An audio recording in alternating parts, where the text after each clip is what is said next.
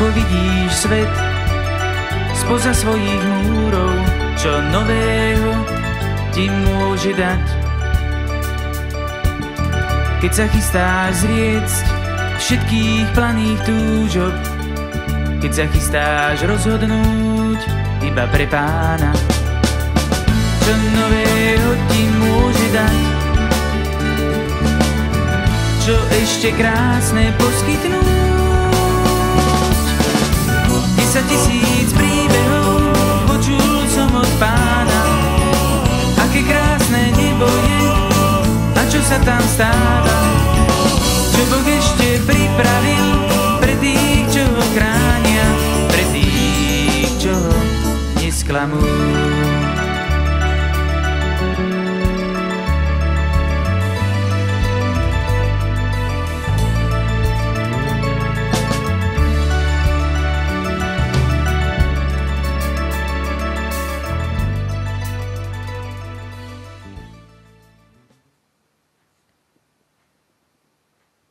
Chválim Pane Ježiš Kristus. V krátkosti by som chcela niečo povedať o tom, ako som sa rozhodla pre sväté povolanie a aká bola moja životná cesta cez celých 90 rokov. Narodila som sa v malej dedinke, čisto katolíckej, Hanické pri Košiciach, 20. apríla 1920. Rodičia boli malorníci, boli dobre a nábožensky dobre založení. Učili ma, vychovávali k Pánu Bohu, k svedomitej a poctivej práci a poslušnosti. To nám vždycky kladli na svedomie a prijali si, aby sme vždycky a vo všetkom len to robili, čo nám oni kážu, aby sme ich poslúchali a boli poslušní aj voči svojim predstaveným a nadriadeným. U nás v Haniske bol kláštor. Boli tam sestry svätého Kríža. Tie sestričky boli veľmi také zbožné, úctivé, slušné, modliace duše, ktoré sme si veľmi obľúbili a ktoré nás viedli aj v školách. Ako štvorročná ja som si veľmi obľúbila sestričky a všetko som to len chcela robiť, ako to oni robia. Ako ruky skladajú, ako chodia po ceste, ako sa modlia ruženec, ako prichádzajú do kostola. To som si všetko už ako decko všímala.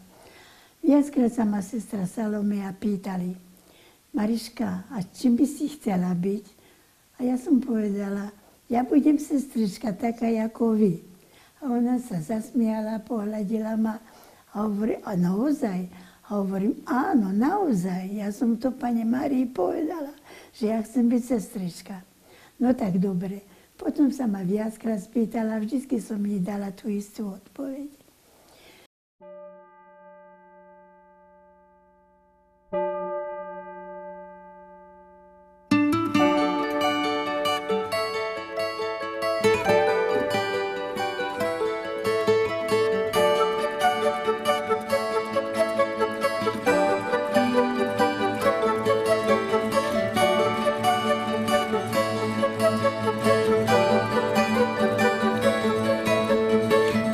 Stopy v snehu už dávno zaviaté, nebojím sa. V plnom behu všetky sily napäté, nebojím sa, veď priateľa čaká. Dnes v noci má prísť a my vieme kde. Ako dlho čakám v jasliach na sene,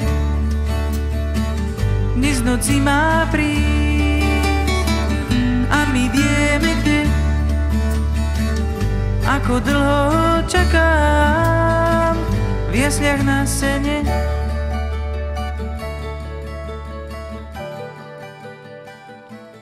Dopočula, že má prísť provinciálna predstavená Inocencia do Hanisky k sestram na vizitáciu. Tak som to povedala mamičke A mamička povedala oteckovi, no a tak teraz čo? No, že Mariška chce, aby si s ňou išiel. A ja som hovorila, áno, ja chcem, aby otecko so mnou išiel, lenže som bála, ako sa vyjadri pred provinciálnou predstavenou. No ale chvála Bohu sme išli, ináč provinciálna predstavená. Ja som bola jej žiačka, ona ma dobre poznala, už od malička. Otecka tiež dobre poznala, oni sa tam dobre porozprávali o všeličom. A nakoniec sa ma pýta, že Mariška, a ty koho? Tak chceš byť sestričkou? A ja hovorím, áno, takou, ako ste vy. Ale musíš mi povedať, koho máš radšej?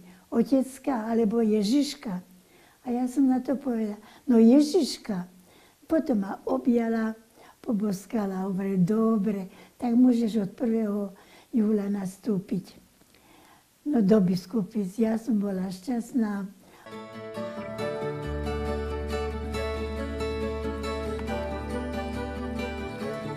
Od ochranu sa utiekam, Svätá Božia Rodička, neodvracaj zrak od našich prozív, pomôž nám noci a život krásnych dní, Teba nás slávna a požehnaná.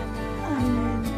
Vo všetkých potrebách duše i tela, a mladý i posedný, Aniel Boží, ktorý si našim na čo ochrancom, čakať, osvecuj kráľ, to Ježiš dáva. ktoré otcovskou láskou najvyššieho Tebe zverené sme. Amen.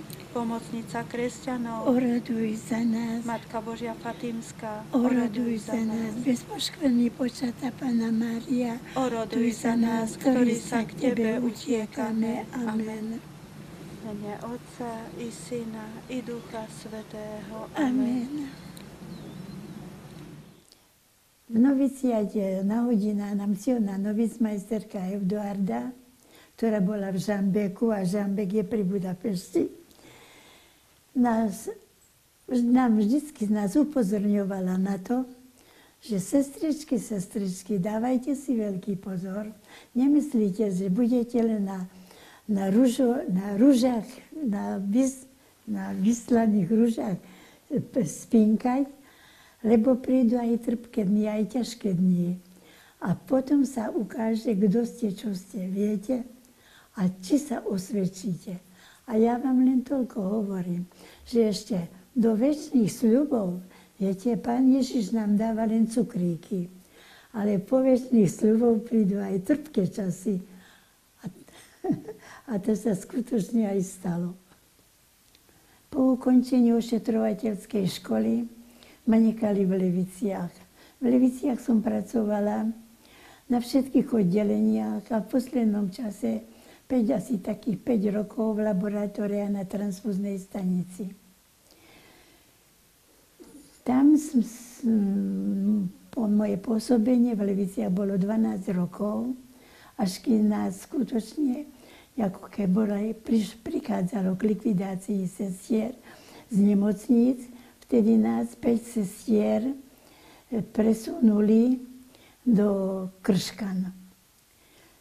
Srdce moje v žiali k Bohu pospiecha, tam je moje miesto v Božom náručí. Plniť chcem, čo žiada, čo mi porúši. Po ukončení pracovného pomeru Krškanov boli sme potom presunuté sem, boli predstavení do Ďudiniec. Tu boli vtedy už naše sestričky, ktoré pracovali s nami v Krškanoch. Potom už nemali nikoho, sme nemali takého súceho. Provinciálna predstavená povedala, že už nám nemá komu dať, že ona nemá sestry a zvlášť kuchárky, že by sme sa nejako zaobišli. Tak ja som jej povedala, viete, sestra, provinciálna predstavená Melania, nož, ja by som sa na to podvorila, chcem byť ako opäť aj naďalej, tak skúsim. A keď budú sestričky spokojné, budem variť, a keď nie, tak potom nech si hľadajú niekoho druhého.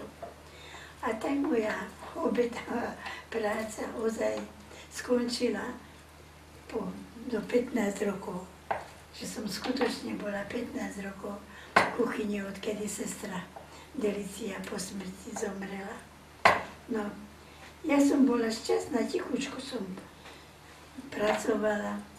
Varila som len to, čo som vedela. Naše domáce jedlá také sme extra nevyvárali.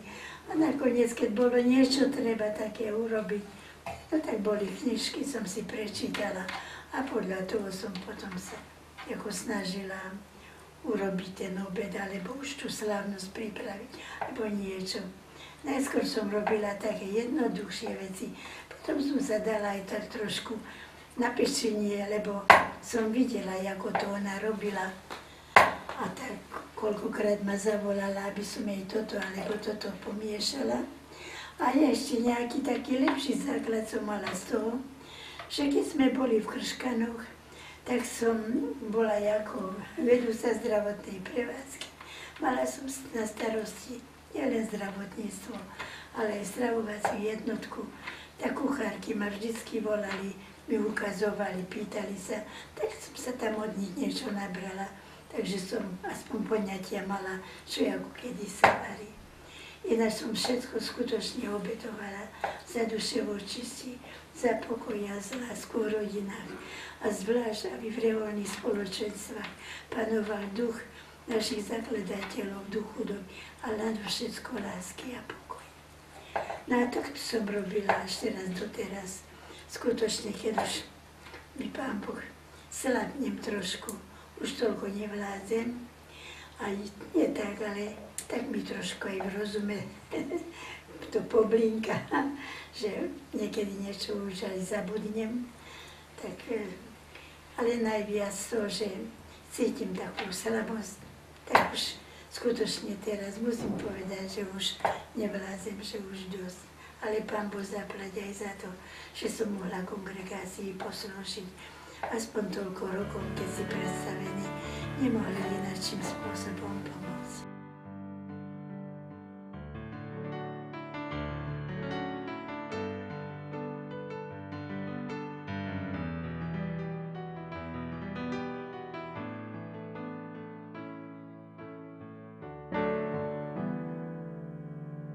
Ako vidíš svet spoza svojich múrov, čo nového ti môže dať. Keď sa chystáš zriecť všetkých planých túžob, keď sa chystáš rozhodnúť iba pre Pána, čo nového ti môže dať, čo ešte krásne poskytnúť. 10 000 príbehov počul som od Pána, aké krásne nebo je a čo sa tam stáva, čo Boh ešte pripravil pre tých, čo ho chránia, pre tých, čo ho nesklamú.